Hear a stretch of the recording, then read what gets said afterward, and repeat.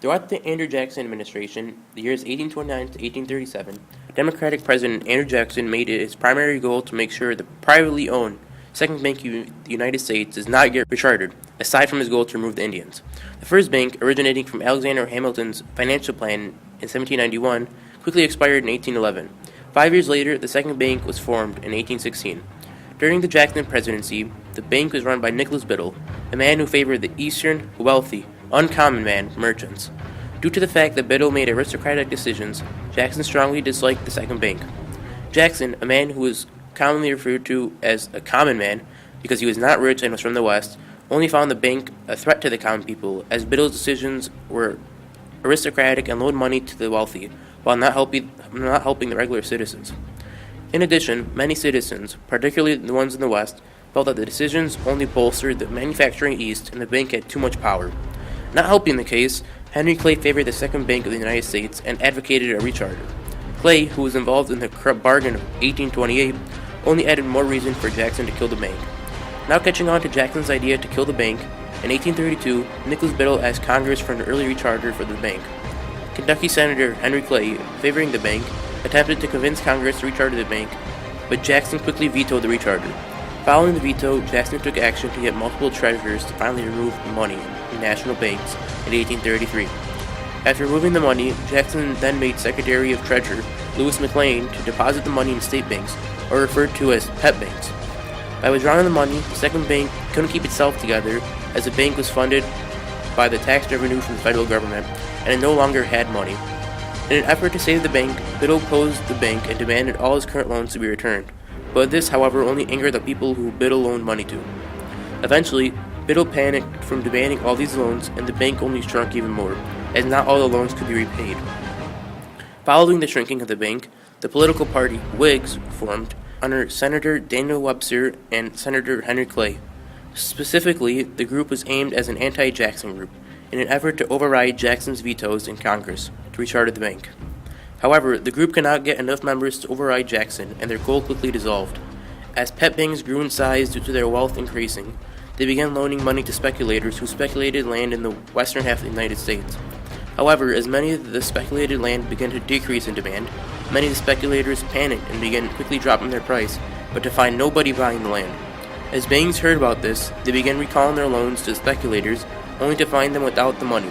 As a result of this, the Panic of 1837 occurred, indirectly because Jackson killed the National Bank. Had Jackson not destroyed the National Bank, the pet banks would not have been there to loan the money to the speculators. President Jackson was a strong opponent of Indian tribes. On May 28, 1930, President Jackson signed into law the Indian Removal Act. Congress passed this to relocate the Indian tribes living east of the Mississippi River to lands west of the Mississippi. Although the act did not order the removal of the Indians, it did allow the president to negotiate land exchange by treaties with tribes living within boundaries of the states.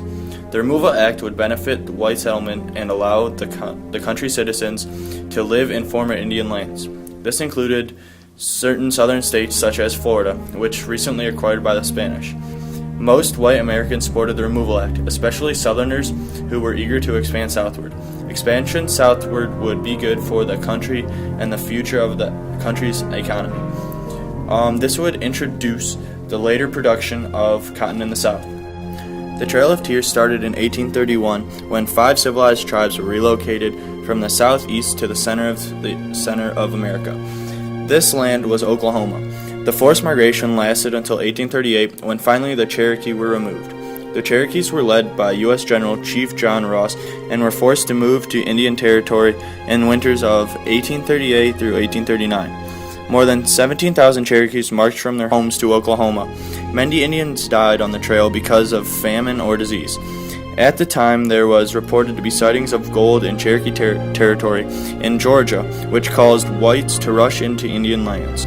Besides the land that the tribes obtained, they also received a large sum of money from their sale of eastern territories. This money was a considerable part of the revenue for the tribes, and it was used by their legislatures to support schools and government. One method the Indians used to try to assimilate with whites was large-scale farming, Western education, and slaveholding. Overall, Andrew Jackson's Indian removal treatments were brutal, harsh, and will ever be a scar on his presidency. Tension rapidly increased between Mexicans and Texans over issues such as slavery, immigration, and local rights. Slavery in particular was a major issue.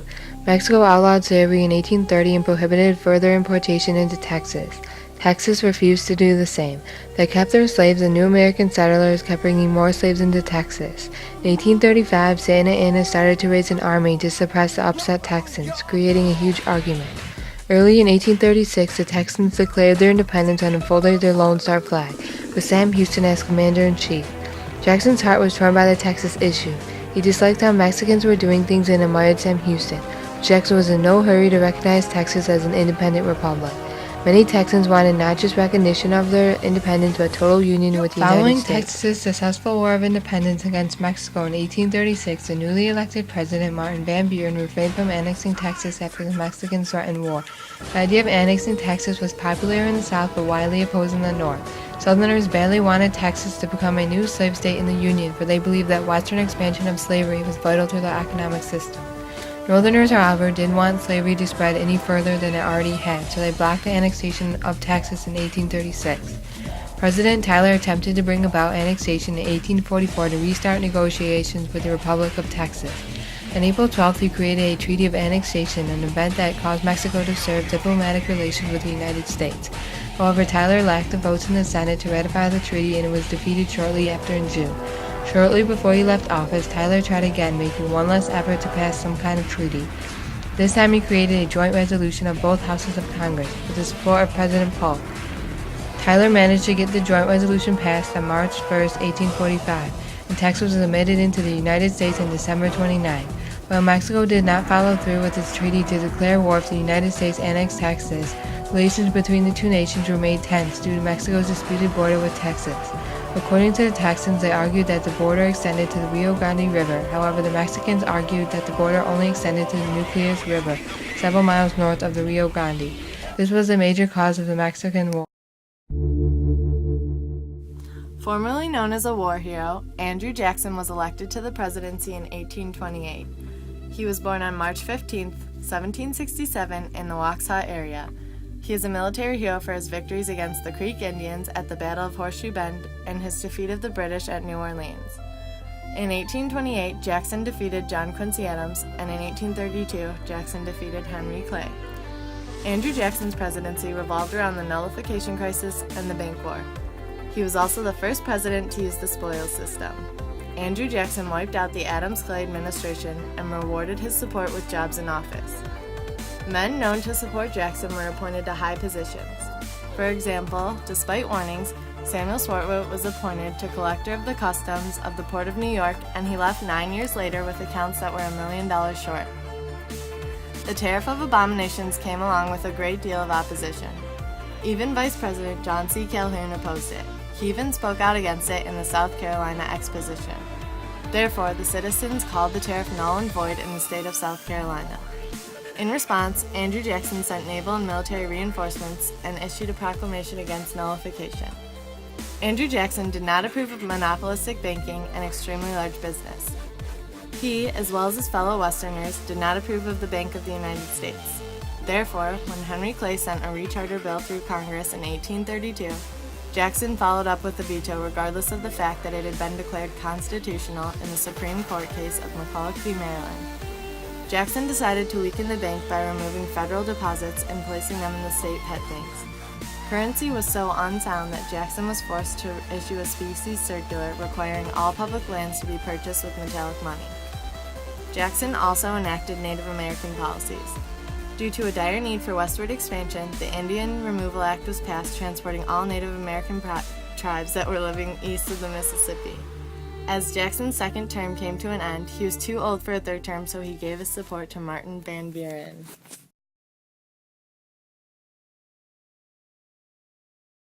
The Tariff of 1828 was a protective tariff passed by Congress to protect the industry in the North.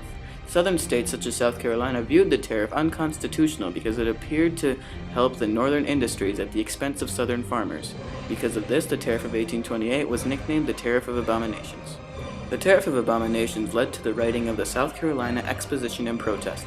This document was secretly written by Vice President John C. Calhoun. It stated that the tariff was unconstitutional because of how it favored the northern markets. It also said that South Carolina would secede from the Union if the tariff would not be repealed. In an attempt to ease tensions, Congress passed the Tariff of 1832. This tariff slightly decreased the effects of the Tariff of 1828, but was still widely opposed by South Carolina. In fact, South Carolina created the Ordinance of Nullification, which declared both the tariffs of 1828 and 32 null and void within South Carolina borders. This began the nullification crisis. In response to the ordinance, President Jackson enacted a proclamation against South Carolina. This sent naval ships and a threat of government ground troops to enforce the tariff. Due to Jackson's continuing support for the tariff, John C. Calhoun resigned from the vice presidency and ran for a seat in the Senate where he could make a bigger impact on the tariff issue. The tariff issue was resolved a year later by the Compromise Tariff of 1833. This tariff was proposed by Henry Clay and John C. Calhoun as a resolution to the nullification crisis. It was adopted to gradually reduce the rates of the Tariff of 1832 as well as the Tariff of Abominations. Along with the Compromise Tariff came with the Force Bill. This piece of legislation was set as a part of Jackson's proclamation of South Carolina. It gave the president more power to collect duties and allowed him to use the force of the military to do so. Overall, the nullification crisis was a critical point in the timeline displaying the relationship between the North and South. The Tariff of Abomination showcased the biased government and how it favored the North over the South. The nullification crisis was one of the indirect factors that led to the Civil War.